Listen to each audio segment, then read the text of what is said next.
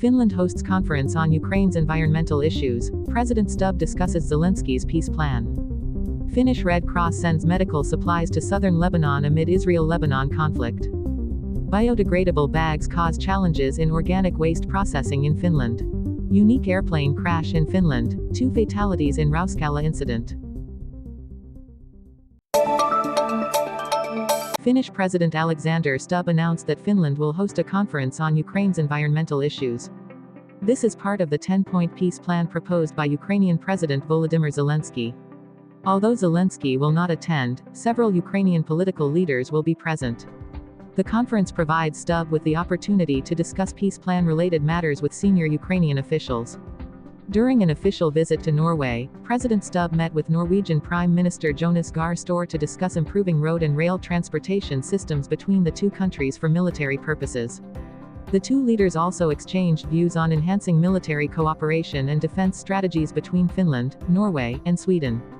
Stubb emphasized the importance of improving northern infrastructure to ensure security in both peacetime and wartime. He also mentioned that in the event of a Baltic Sea blockade, Finland would need to rely on Norway via Sweden. Both leaders agreed that relations with Russia would not normalize in the short term and stressed the need to explore future cooperation opportunities once the war in Ukraine ends.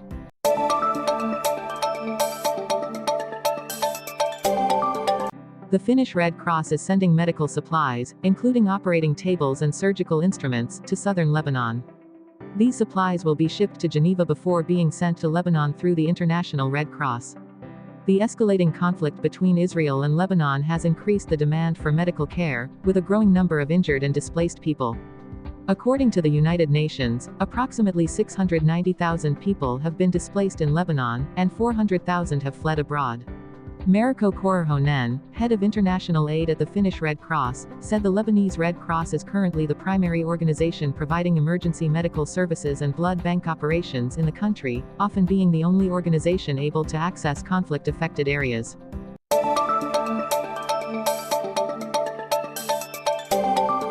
In Finland, the use of biodegradable bags for organic waste is causing difficulties for some processing plants. Many people choose biodegradable bags from supermarkets to reuse for home organic waste collection. However, these bags create problems during processing, particularly at biogas plants. According to Sami Heinonen Turkiar, director of the Garsam waste treatment plant in Lohjaare, supermarket biodegradable bags often turn into a sticky sludge during biogas production, clogging equipment and sometimes halting the entire process. He emphasized that, paradoxically, regular plastic bags can be less harmful than biodegradable ones in some cases. Across Finland, organic waste treatment facilities recommend using paper bags or similar materials for organic waste. For example, Zako Nyarharmo, director of Care Rarmo company in Sartar Kultar, suggests using paper bags lined with eggshells to prevent the bag from tearing due to liquids from the waste.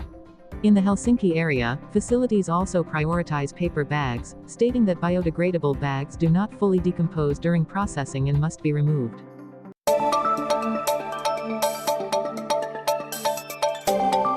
The crashed plane at Räyskälä was the only one of its kind in Finland.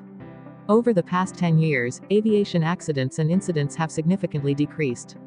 At the crash site, the gray wreckage of the plane lay on the ground, with a nearby pine forest partially scorched by the crash.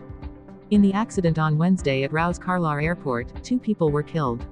According to Zani Hodoler, a Traficom expert, the aircraft was an SNJ-3 Texan, widely used in World War II.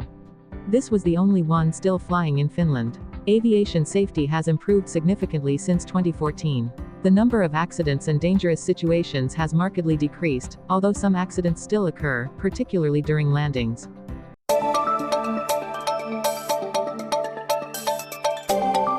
For the past 3 years, 3 towns in Finland have paid €10,000 to each family with a newborn, but the number of children born has not significantly increased. However, local governments have found other benefits from this policy, despite no evidence that it increases birth rates. For example, Luhankar and Mierhi Karlar pay €1,000 per year for each child for 10 years. However, statistics show that the number of children born has not changed significantly in recent years.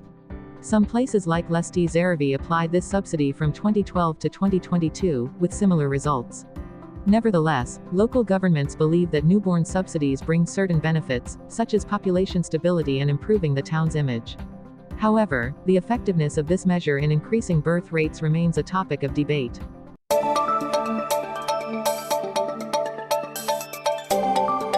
On Wednesday evening, October 1st, rescue forces across Finland and Europe held a minute of silence to honor Mikko Saastamoinen, who died in an accident caused by a drunk driver.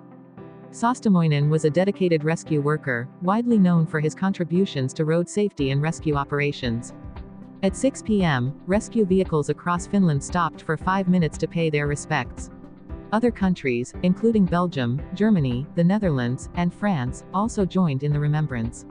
Mikko Saastamoinen had a significant impact not only in Finland but also internationally, having taught and trained many colleagues. The commemoration also aimed to raise awareness about the dangers of drunk driving, hoping to reduce future accidents.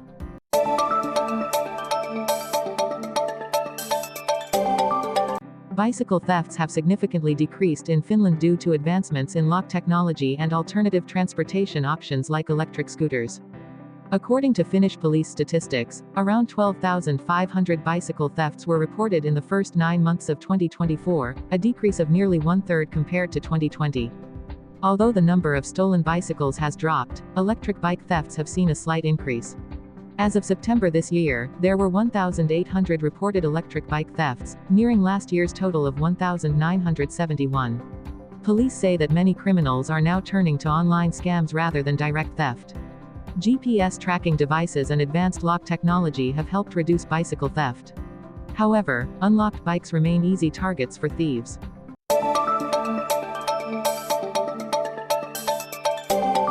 On Tuesday evening, 2 trams collided in the Räyskälä area of Helsinki.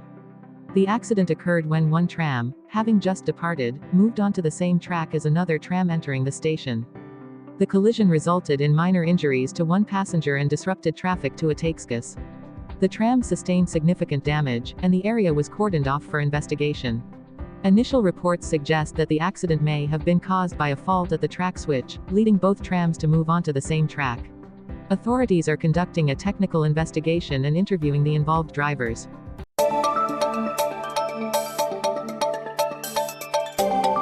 UK-based XTX Markets has decided to invest hundreds of millions of euros in building a data center in Kaarsaarni, Finland, instead of Norway. The decision came after comparing the advantages of both locations, including geological stability, a cold climate suitable for operations, and the availability of skilled labor. Economy Minister Ville Rydman participated in the project's groundbreaking ceremony and emphasized that this is a fully private sector investment, with no state involvement. He also praised Kaarsaarni as a strong economic development hub over the past decade.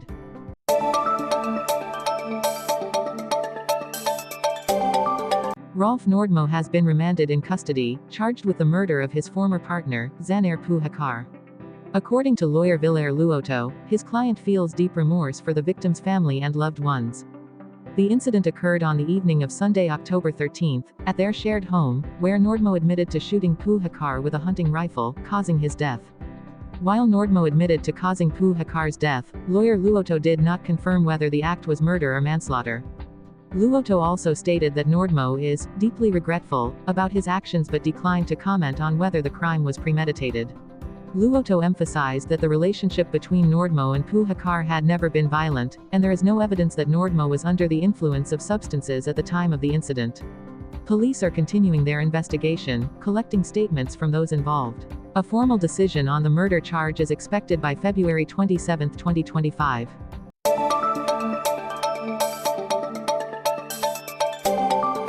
According to research by the University of Tampere and the University of Turku, dementia conditions like Alzheimer's and moving into nursing homes significantly reduce patients' social connections. The study found that people with these conditions are often viewed as no longer capable of interacting, leading to their exclusion from social activities. Many patients feel lonely and isolated, not only due to their illness but also because of the stigma surrounding their condition. Some nursing homes have even asked family members to limit contact, only communicating in cases of severe issues. The researchers emphasize the importance of supporting the social lives of patients. Good social care can prevent social death and help them maintain connections with the community and loved ones.